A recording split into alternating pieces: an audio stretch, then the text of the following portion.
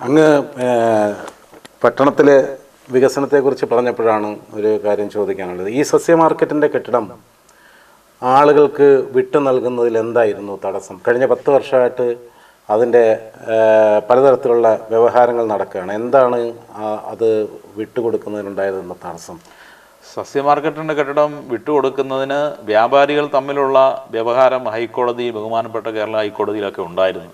അതുകൊണ്ട് അത് കുറേ നീണ്ടുപോയി. എന്നാൽ അതെല്ലാം പരിഹരിച്ചുകൊണ്ട് യഥാർത്ഥമായ ആളുകൾക്ക് തന്നെ കൊടുക്കാൻ, അർഹതപ്പെട്ട ആളുകൾക്ക് തന്നെ കൊടുക്കാൻ കഴിഞ്ഞ നഗരസഭാ കൗൺസിലിന് കഴിഞ്ഞു.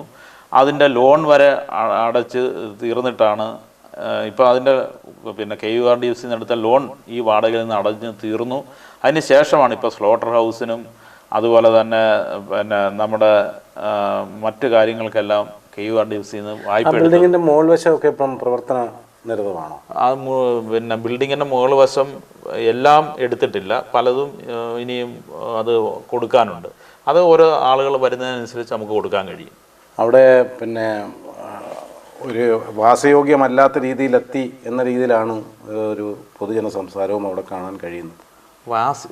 ചോർച്ചയും അല്ല, അത് അതിനകത്ത് നിർമ്മാണത്തിൽ അതിൻ്റെ മുകളിലെ ഷെയ്ഡും നിർമ്മിച്ചതുമായി ബന്ധപ്പെട്ടുകൊണ്ടുള്ള ചെറിയ അപാകതകളൊക്കെ ഉണ്ടായിരുന്നു. അതൊഴിച്ചാൽ മറ്റു വിവാദങ്ങളൊക്കെ തന്നെ ആവശ്യമില്ലാത്ത വിവാദങ്ങളാണ്.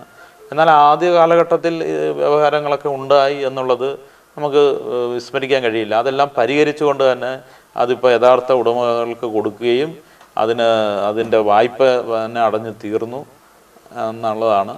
അതുമായി ബന്ധപ്പെട്ട് ഇപ്പോൾ ഒരു തടസ്സവും ഇല്ല, യാതൊരു കാര്യത്തിലും തർക്കവും ഇല്ല.